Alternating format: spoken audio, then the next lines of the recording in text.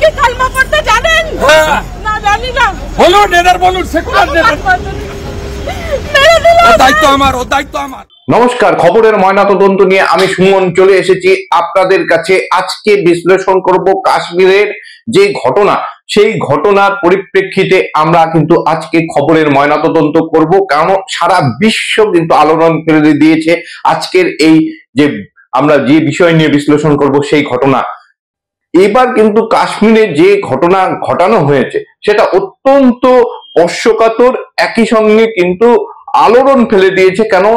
ধর্ম জিজ্ঞাসা করা হয়েছে এবং ধর্ম যখনই শোনা হয়েছে যে তারা কিন্তু ইসলামের ধর্মের অনুসারী নন, তখন কিন্তু তাকে হত্যা করা হয়েছে। এই অভিযোগ কিন্তু যারা মারা গিয়েছেন তাদের স্ত্রীরা করেছেন। এবং এই যে ঘটনা, এই ঘটনা আরো একটি উল্লেখযোগ্য দিক, সেটা হচ্ছে এবার কিন্তু সাধারণত যারা স্বামী স্ত্রী ছিলেন, স্বামীকে মারা হয়েছে এবং স্ত্রীকে মারা হয়নি। স্ত্রীকে বলা হয়েছে মোদিকে গিয়ে বল। অর্থাৎ আমরা যদি দেখি তাহলে দেখতে পাবো ইসলামিক যে সন্ত্রাসবাদের চিত্র, সেই চিত্র কিন্তু একেবারে নজিরবিহীন। এবং এই ঘটনার পরিপ্রেক্ষিতে আজকে আমরা খবরের ময়নাতদন্ত করব যে সরকার এর বিরুদ্ধে কি কি ব্যবস্থা নিতে চলেছে বা ইতিমধ্যে নিয়েছে এবং এই ঘটনা ঘটার পিছনে কি কারণ থাকতে পারে। আমরা যদি দেখি তাহলে দেখতে পাবো কিছুদিন আগে কিন্তু মুর্শিদাবাদে যে ঘটনা ঘটেছিল, পশ্চিম বাংলার মুর্শিদাবাদে, সেখানেও কিন্তু একটা মানে দুর্ভাগ্যজনক ঘটনা ঘটেছিল এবং বহু হিন্দু পরিবার তারা কিন্তু তাদের যে সন্তান তাদেরকে হারিয়েছিলেন। এবং আজকে যে বিষয় নিয়ে আলোকপাত করছি সেখানেও দেখা যাচ্ছে যে হিন্দু পরিবার বিশেষত তারা কিন্তু এই যে সন্ত্রাসবাদী বা ইসলামিক সন্ত্রাসবাদী তাদের কিন্তু শিকার হয়েছেন। এবং এই ঘটনা কেন ঘটানো হয়েছে এটা নিয়ে কিন্তু এই মুহূর্তে চর্চা চলছে।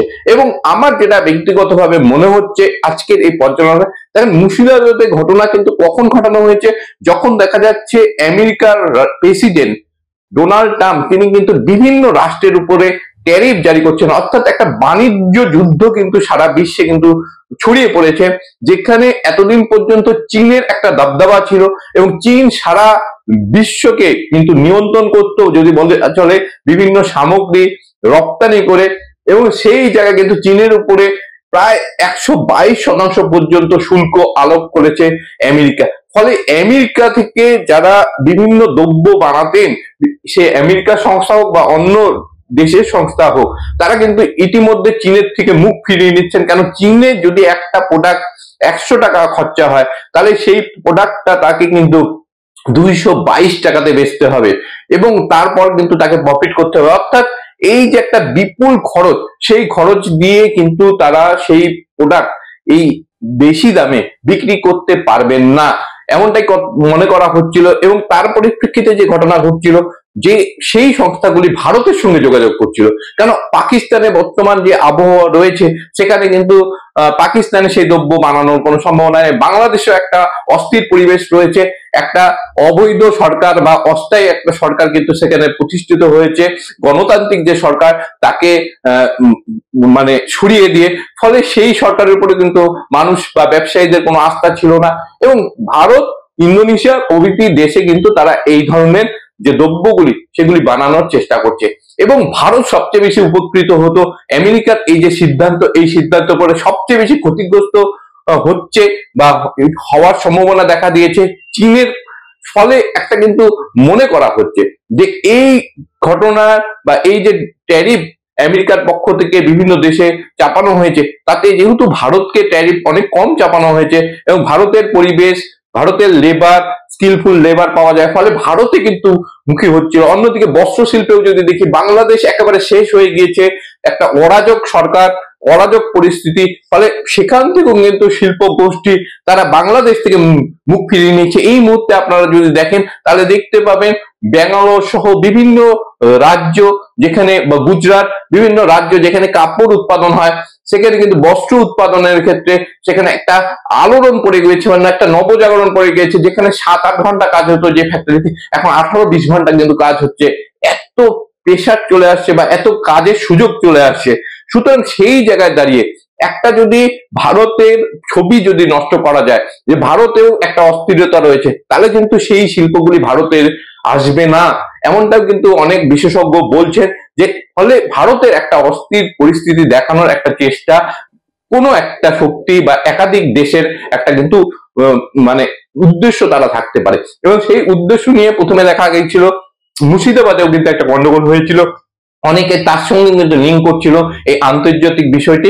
এবার কিন্তু দেখা গেল যে কাশ্মীরে যেটা কথা হলো, পশ্চিম মানে দেশগুলির থেকেও যেমন আসে, পশ্চিমা দেশগুলি থেকে সারা বিশ্ব থেকে কাশ্মীরে কিন্তু বহু মানুষ ঘুরতে আসেন, এবং ভারতীয়রা এই মুহূর্তে কিন্তু কাশ্মীরে যাচ্ছিলেন।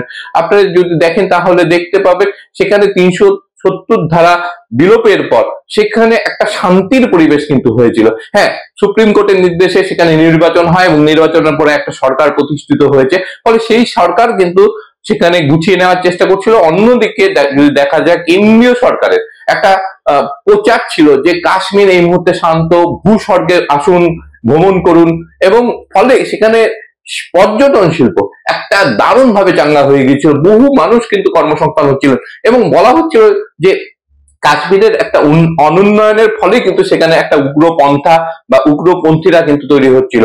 ফলে সেখানে যখন একটা আমরা যদি দেখি পর্যটন শিল্পের জোয়ার হচ্ছে, মানুষ সেখানে কর্মসংস্থানের সুযোগ পাচ্ছে, সেখানে কিন্তু উগ্রপন্থীদের আর কোনো সুযোগ ছিল না। ফলে এই জায়গায় দাঁড়িয়ে ভারতের ছবিকে যদি ধ্বংস বা নষ্ট করতে হয়, তাহলে বৈদেশিক যারা আমাদের শত্রু দেশ বলে মনে করে তারা, বা ভারতের ভালো যারা চান না, তারা কিন্তু সচেষ্ট হবেনি। এবং সেরকমই একটা সচেষ্ট হয়ে এই ধরনের ঘটনা ঘটানো হয়েছে কিনা সেটা কিন্তু বলা যাচ্ছে না। তবে এই জঙ্গিগুলি যারা এসেছিল এবং একেবারে বেছে বেছে আমাদের প্রথমে তাদেরকে বিভিন্ন পদ্ধতিতে দেখেছেন তারা ইসলামের অনুসারী কিনা, যদি না হয় তাদেরকে সঙ্গে সঙ্গে হত্যা করা হয়েছে। এই ঘটনা কিন্তু একটা নতুন ঘটনা, এবং মনে করা হচ্ছে যে এটা পরিকল্পিতভাবে করা হয়েছে। কারণ এইটা যদি করা হয় তাহলে কিন্তু ভারতের ছবি যেমন নষ্ট হবে, সেই সঙ্গে ভারতের যে একটা একতা রয়েছে, বিভিন্ন ভাষাভাষী ধর্মের মানুষ একসঙ্গে থাকে, ফলে সেখানেও কিন্তু একটা আঘাত করা যাবে এবং একটা বিভেদ সৃষ্টি করা যাবে বিভিন্ন ধর্মের মধ্যে। ফলে সেই সুযোগকে কিন্তু একটা কাজে লাগানোর চেষ্টা হয়েছে বলে মনে করা হচ্ছে। এই কারণ যথেষ্টই গুরুত্বপূর্ণ, এবং আমরা জানি যে সবসময় এই ধরনের ঘটনা পাকিস্তান করে থাকে, এবং এবারও কিন্তু যোগসূত্র পাওয়া গেছে পাকিস্তানি জঙ্গিদের। ফলে এটা স্বাভাবিক যে পাকিস্তান একটা শত্রু দেশ যারা ভারতকে মনে করে, এবং ভারত কিন্তু বারবার সেই দেশকে সাহায্য করে আসছে, যেমন ভাবে বাংলাদেশকে একেবারে প্রথম দিন থেকে 71 সাল থেকে কিন্তু একেবারে 2024 সাল এমন বলা চলে 25 সাল পর্যন্ত, কিছুদিন আগ পর্যন্ত সম্পূর্ণভাবে কিন্তু সহযোগিতা করেছে। কিন্তু বাংলাদেশের একটা পাকিস্তান প্রীতি বা পাকিস্তানের সাথে একটা সম্পৃক্ত হওয়া, পাকিস্তানের সঙ্গে গলা মিলিয়ে ভারতের বিরুদ্ধে ছুট চালানো, এবং তার পরিপ্রেক্ষিতে কিন্তু আমরা দেখতে পেয়েছি পাকিস্তানও উজ্জীবিত হয়েছে। তারাও বলছে যে আমরা প্রয়োজনে অ্যাটম বোমা দেব, এবং তাদের রাষ্ট্রপ্রধান সম্প্রতি বলেছে যে হিন্দুরা কাফের। ফলে আমরা যদি দেখি তাহলে দেখতে পাবো যে আন্তর্জাতিক ক্ষেত্রে ভারতকে কোণঠাসা করবার জন্য বাংলাদেশ এবং পাকিস্তান যুগ্মভাবে আপ্রাণ চেষ্টা করে চলেছে, এবং তার ফলশ্রুতিতে এটা হয়েছে কিনা সেটা কিন্তু আগামী দিনে অবশ্যই প্রকাশ পাবে। কিন্তু পাকিস্তানের সরাসরি একটা কিন্তু যোগ পাওয়া গেছে, এবং সেই জন্য কঠোর একটা অবস্থান ভারত সরকারের পক্ষ থেকে কিন্তু দাবি করা হচ্ছে দেশবাসীর পক্ষ থেকে।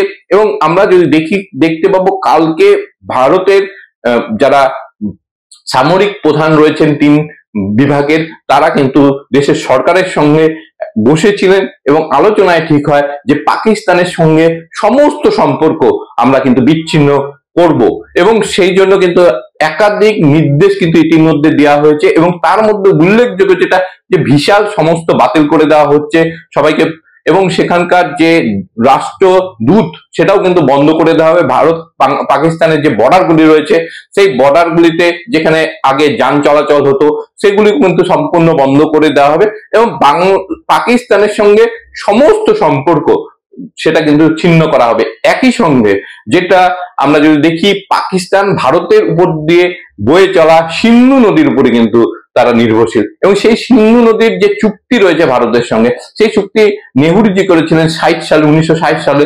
সেই চুক্তি কিন্তু ভারত বাতিল করে দিয়েছে, অর্থাৎ আগে 80% জল পাকিস্তান ব্যবহার করত, 20% জল ভারত ব্যবহার করতো। অর্থাৎ ভারত নিজের ক্ষতি করে তারা কিন্তু প্রতিবেশী দেশকে তারা অনেক বেশি সুযোগ দিত। এবার কিন্তু জল বন্টন চুক্তি বন্ধ হয়ে যাওয়ার পরে ভারত ইচ্ছা মতন জল কিন্তু পাকিস্তানে দিতে পারবে। আর এইটাই হচ্ছে একটা মাস্টার স্ট্রোক কিন্তু মোদী দিয়েছে। অর্থাৎ প্রথম যে মাস্টার স্ট্রোকটি দেওয়া হয়েছে সেটা হচ্ছে সিন্ধুর জল, এবং তাৎক্ষণিকভাবে একদম সঙ্গে সঙ্গে কিন্তু এটা কিন্তু চুক্তি বাতিল করা হয়েছে। ফলে এর প্রভাব কিন্তু বাংলাদেশে, পাকিস্তানে ব্যাপকভাবে পড়বে। কারণ পাকিস্তানে যদি শস্য উৎপাদন ঠিক মতন হয়, তাদের শিল্প কারখানা যদি বন্ধ হয়ে যায়, তাদের বিদ্যুতের যদি সমস্যা দেখা দেয়, তাহলে একটা ধ্বংসপ্রাপ্ত দেশ তারা অন্য দেশের কিভাবে সামরিক বা অন্যান্য সুযোগ সুবিধা দেবে অন্য দেশের ক্ষতি করবার জন্য। সুতরাং এটা একটা কিন্তু প্রথম গেল মাস্টার স্ট্রোক। দ্বিতীয় যেটা আমরা দেখতে পেয়েছি সেটা হচ্ছে সমস্ত ধরনের বাণিজ্য বন্ধ। ভারত ইমিডিয়েট কিন্তু যারা বাংলাদেশ থেকে বা পাকিস্তান থেকে পাকিস্তান থেকে যারা ভিসা নিয়ে ভারতে এসেছিলেন তাদের ভিসা কিন্তু ক্যান্সেল করে দেওয়া হয়েছে। অর্থাৎ তারা কিন্তু 48 ঘন্টার মধ্যে তাদেরকে ফিরে যেতে হবে। কূটনৈতিক যারা রয়েছেন ভারতে, বাংলাদেশের মিলিটারি যারা রয়েছেন অফিসার, তাদেরকেও কিন্তু 7 দিন সময় দেওয়া হয়েছে, তাদেরকেও ফিরে যেতে হবে পাকিস্তানে। ফলে আমরা যদি দেখি এটাও একটা কিন্তু গুরুত্বপূর্ণ সিদ্ধান্ত এবং নজিরবিহীন সিদ্ধান্ত। কারণ আগামী দিনে ভারত যে একটা বড় কোনো পরিকল্পনা নিচ্ছে এই প্রত্যাঘাতের, তার কিন্তু একটা ইঙ্গিত বহন করছে। একই সঙ্গে সেনাবাহিনীর 3 বিভাগকে সক্রিয় করে দেওয়া হয়েছে, তাদেরকে হাই অ্যালার্টকে রাখা হয়েছে। যে কোনো ধরনের পরিস্থিতি ঘটলে সেই পরিস্থিতি মোকাবেলা করবার জন্য ভারতীয় সেনা কিন্তু প্রস্তুত রয়েছে। ভারত সরকারের এই ধরনের একটা কিন্তু পদক্ষেপে একদম আলোড়ন পড়ে গিয়েছে।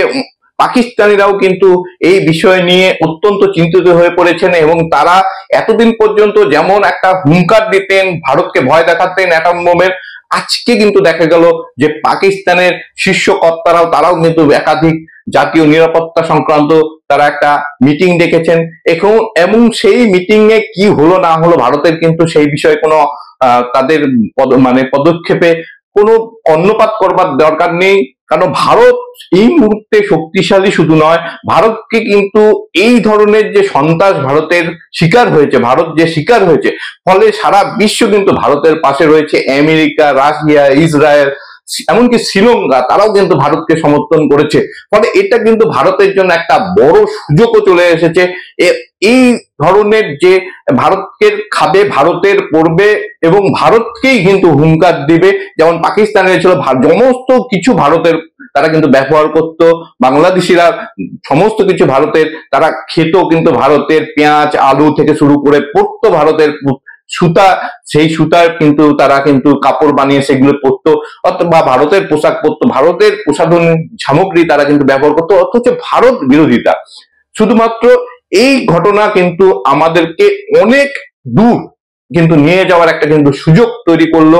একদিকে যেমন আমরা শোকের মধ্যে রয়েছি, অন্যদিকে কিন্তু ভারত কিন্তু দৃঢ় রয়েছে যে এবার কিন্তু একটা উপযুক্ত শিক্ষা পাকিস্তানকে দিতে হবে। বাংলাদেশ সেই শিক্ষা থেকে আশা করি শিক্ষা নেবে, এমন একটা শিক্ষা কিন্তু দিতে হবে, এবং সেই দিকে কিন্তু ভারত এগোচ্ছে এমনটাই কিন্তু মনে করা হচ্ছে। এবং প্রথম যে পদক্ষেপ সেটা কিন্তু আমরা যদি দেখি যে এর আগে যে ঘটনাগুলি হয়েছে, ভারত যখন জঙ্গি হামলার শিকার হয়েছে তখন কয়েকজন জঙ্গিকে কিন্তু মারা হয়েছে, কিন্তু সেভাবে কিন্তু কোনো সমাধান হবে না। কারণ এখানে পাকিস্তান পুরোপুরি কিন্তু সহযোগিতা করে, তারা তাদের কারখানা পাকিস্তানে জঙ্গি তৈরির, ফলে জঙ্গি মারা গেলে আবার নতুন জঙ্গি তৈরি হবে, এবং তারা কিন্তু আবার ভারতে কিন্তু তারা এসে সেই ধরনের একটা ঘটনা, ঘৃণ্য ঘটনা কিন্তু ঘটাবে, যেটা কিন্তু দীর্ঘ আমরা যদি দেখি যে 47 সালের পর থেকেই হয়ে আসছে। সুতরাং সেটার একটা কোনো জায়গায় কিন্তু দাড়ি টানা দরকার ছিল, এবং ভারতের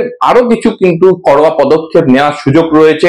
যেমন পাক অধিকৃত কাশ্মীর, সেখানে কিন্তু মূলত এমন একটা নিয়ম রয়েছে যে সেখানে লাইন অফ কন্ট্রোলে ভারত পাকিস্তান কেউ গুলি চালাতে পারবে না। ফলে সেখান দিয়ে কিন্তু পাকিস্তানিরা নির্বিচারে বা একেবারে অবাধে কিন্তু ভারতে বিভিন্ন ধরনের জঙ্গিদের বা মানুষকে কিন্তু ভারতে অনুপ্রবেশ করায়। সুতরাং সেই জায়গাগুলো কিন্তু কঠোর হতে হবে ভারত সরকারকে, এবং ভারত সরকার আশা করি এবার একটা এমন পদক্ষেপ নেবে যেই পদক্ষেপ থেকে শিক্ষা নিতে পারবে, পাকিস্তানে আর ঘুরে দাঁড়ানোর কোনো জায়গা পারবে না। যেমন আমরা দেখেছিলাম ইসরায়েলে গাজা কিন্তু হামলা করেছিল, ফলে গাজার কি হাল করেছে ইসরায়েল, সেই জায়গা থেকে কিন্তু আমাদের শিক্ষা নেওয়ার। যে শিক্ষণে একটা ছোট্ট দেশ যেখানে কিন্তু ইহুদিরা বাস করে, সেখানেও কিন্তু একটা ধর্মীয় একটা সন্ত্রাস হয়েছিল, অর্থাৎ ইসলামিক যে সন্ত্রাসবাদী তারা কিন্তু বিশ্ব জুড়ে কিন্তু সন্ত্রাসের একটা বাতাবরণ তৈরি করতে যাচ্ছে, সেটা কিন্তু নির্মূল করতে হবে এবং সেই নির্মূল করার কাজে কিন্তু ভারতকে এবার নেতৃত্ব দিতে হবে।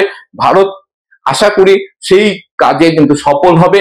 আমরা 140 কোটি যদি ভারতবাসী রয়েছেন, প্রত্যেকে আমরা কিন্তু এই ধরনের যে সন্ত্রাস, সেই সন্ত্রাসের বিরুদ্ধে রয়েছি এবং বিশ্ব জুড়ে এবার সেই সন্ত্রাস বন্ধের জন্য কিন্তু একটা কঠোর থেকে কঠোর পদক্ষেপ সারা বিশ্ব নেবে এবং ভারত কিন্তু নেতৃত্ব দেবে, এমনটাই কিন্তু মনে করা হচ্ছে। এবং প্রথম যে পদক্ষেপ ভারত নিয়েছে কয়েক ঘন্টার মধ্যে, সেটা কিন্তু অত্যন্ত তাৎপর্যপূর্ণ এবং এর সুদূর প্রসারী কিন্তু ফল আমরা দেখতে পাবো। কেন সিন্ধুর জল আজকেই বন্ধ হয়ে যাবে না, বা আজকেই কিন্তু ওদের ইলেকট্রিক যেখানে জ্বলছে সেগুলো কিন্তু বন্ধ হয়ে যাবে না, চাষাবাদ হঠাৎ করে কিন্তু ক্ষতিগ্রস্ত হবে না, কিন্তু এর 6 মাস বা 8 মাস পর কিন্তু পাকিস্তান একটা মহা বিপদে কিন্তু পড়বে। কিন্তু এর মধ্যেই শোনা যাচ্ছে পাকিস্তানের কয়েক জায়গাতে কিন্তু একটা বিদ্যুতের একটা কিন্তু ঘাটতি হয়েছে কোনো কারণে, এবং সেখানেও কিন্তু আমরা যদি দেখি যে ইতিমধ্যে পাকিস্তান কিন্তু ঘাবড়ে গেছে এবং সেই যে একটা বারবার করে ভারত একটা বড় ভাই তাদেরকে বলা হতো ভারতকে, এবং ভারতের উপরে একটা আক্রমণ করা হতো এবং ছোট ভাই হিসাবে ভারত কিন্তু বারবার ক্ষমা করে দিত, কিন্তু এবার কিন্তু আর ক্ষমা করবার জায়গা নেই। ভারতের সঙ্গে পাকিস্তান যে ক্রিকেট খেলা খেলে সেটা বন্ধ করতে হবে, যেতে সিনেমা হয় সেই সিনেমার যত ঘটনা বা যত চিত্র আমরা দেখতে পাই সেগুলি কিন্তু বন্ধ করতে হবে। অর্থাৎ পাকিস্তান একটা সন্ত্রাসবাদী রাষ্ট্র এবং সেই রাষ্ট্রের সঙ্গে সারা বিশ্বের যেমন সম্পর্ক ছিন্ন হয়ে যাচ্ছে, সেরকম ভাবে ভারতকেও কিন্তু সেই সম্পর্ক ছিন্ন সম্পূর্ণভাবে করতে হবে এবং তার উদ্যোগ কিন্তু আমরা দেখতে পেয়েছি ইতিমধ্যে নেওয়া শুরু হয়েছে। খবরের ময়নাতদন্ত দেখতে থাকুন এবং বিশ্লেষণ শুনতে থাকুন।